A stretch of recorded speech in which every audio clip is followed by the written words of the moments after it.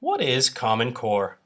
The Common Core, upon first inspection, is based on one logical idea: getting all students across the country, from kindergarten to high school graduation, onto the same level, by instituting a universal curriculum and testing policies with consistent educational standards created by a variety of experts and based on the best data. The ultimate goal of the Common Core is to produce students who are college and career ready upon high school graduation, a life landmark that a significant number of students fail to achieve every year.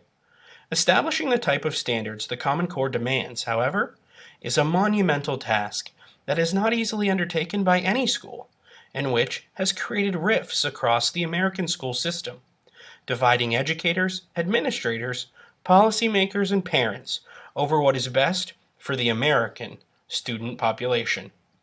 Exceeding community standards. Because individual teachers do not fully design their own curriculum following local guidelines under the Common Core, but rather adopt a fully formed curriculum that is beyond their control, the Common Core is full of surprises. One fourth grade student worksheet derived from the Common Core traces the career of Carl Terrell Mitchell, a performer also known as Twista.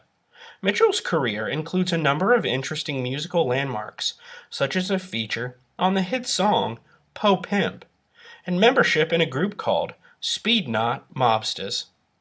When a student in Louisiana who was assigned this sheet came home to inquire of his mother what a pimp was, a different type of inquiry began.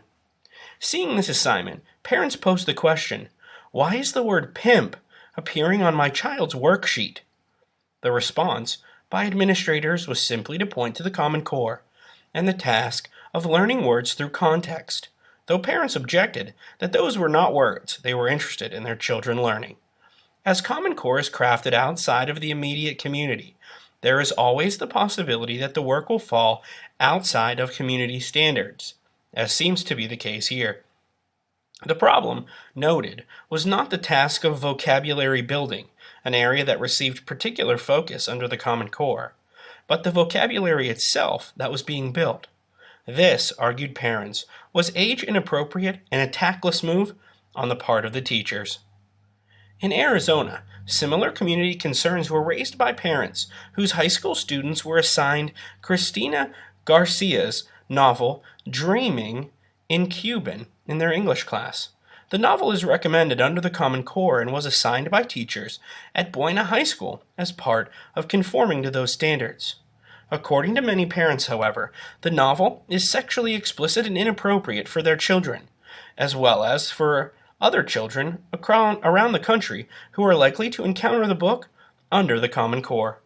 Garcia's book, while noted by the Common Core as what is known as an exemplar text, is not necessarily recommended reading in the way many understand it, contrary to what its designation might suggest. Rather, exemplar texts are intended to model for instructors the appropriate reading level they should be assigning. For those who developed the Common Core, then, it is not Garcia's content that is age-appropriate, but rather the grander mode and vocabulary of the book. Teachers are free to choose on their own what books will actually be read by their classes. Teachers are also free to choose how they instruct their students on the task of persuasive writing. Being able to make a convincing argument is an important skill in both daily life and at higher academic levels, and so it forms a central part of the Common Core standards. In one New York school, however, an instructor offered up this unorthodox assignment: argue that Jews are evil. Convince me of your loyalty found out that their children had been made to support the position that Jews were a disposable population. The situation was immediately intercepted by an apology from the Albany school superintendent, but this left the larger question about the Common Core unaddressed. Is this kind of content what the Common Core teaches? In reality, what the Common Core teaches is interdisciplinary thought, a skill that is critical in today's global marketplace and in many emerging fields. This is how history gets into English, and vocabulary sneaks into math and science. Drawing connections, such as understanding world history well enough to make a Nazi argument in the context of an English lesson, is emphasized by the Common Core, even as anti-Semitism is not. The English emphasis.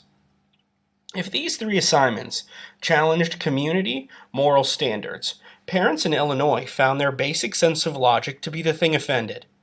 Because the Common Core focuses largely on vocabulary and communication, the thinking that goes on in a math classroom can take an unfamiliar shape, a point that seemed underscored when one curriculum coordinator struggled to simultaneously express the importance of accurate computation and the importance of clear thinking and articulation of math ideas.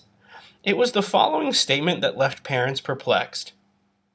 But even under the new Common Core, if they said 3 times 4 was 11, if they were able to explain their reasoning in words and oral explanations that showed it in a picture that they just got the final number wrong, we're more focusing on the how and the why.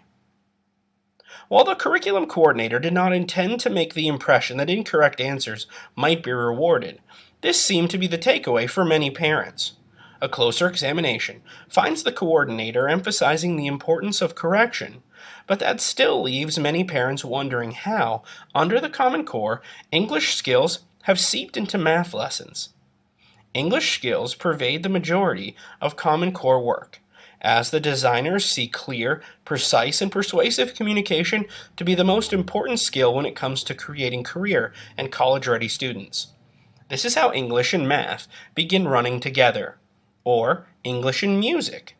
One New York State principal who speaks regularly with parents of young elementary school children was disheartened to find that in music class, where children should be exploring and listening and playing music, second graders were being asked to define the word commission by reading it for context in a sentence about the musician Mozart.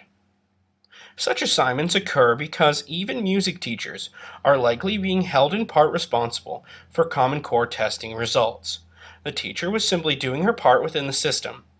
Common Core is, in some sense, an opt-in project, and New York, like many other states, has opted to teach its children within the system. In other respects, the system is mandatory. Significant education spending, such as No Child Left Behind money, is tied to the adoption of Common Core, which poses the question, is it really common if the Common Core is an opt-in program? Opting in or opting out? Parents certainly have questions about the opt-in component Common Core, particularly some New York parents. Responding to objections by teachers that the Common Core is not a beneficial program, and to their own feeling that children have had inadequate time to learn the Common Core material before being tested on it, these parents have tasked their children with an important task: refuse to take the test. As tests arrived in April, a group of parents in Rochester coached their children on how to not take a test, a task quite contrary to the usual nature of childhood.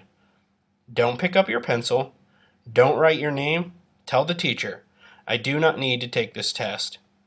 Those were the simple steps the children were to execute. It was a simple and yet highly visible way of objecting to the Common Core as a whole. The Common Core is intended to be a state-led effort, but is held under a federal umbrella. Somewhere out there are the national standards that each state aims to meet for kindergarten through 12th grade, and these state-led efforts are not just influencing curriculum in public schools, but rather making their way into charter schools and private schools as well. A move which could have wide-ranging effects on overall school quality and could potentially bring educational disparities into line. Schools began adopting the Common Core in 2010, and the program was meant to bring clarity, consistency, and reality-based learning along with it. As an evidence and research-based initiative, the Common Core promised to be just the thing that would reform American schools and help us rise in the ranks among schools globally. It remains unclear what the impact of the Common Core will be. The standards are widely supported by a range of organizations, including many individual state education leaders, the Alliance for Excellent Education, the Hunt Institute, ACT and the College Board, and many others. Teachers groups such as the National Education Association and the National Council of Teachers of Mathematics helped to draft the standards. Even with such broad-based support, The final word on the Common Core is still to come.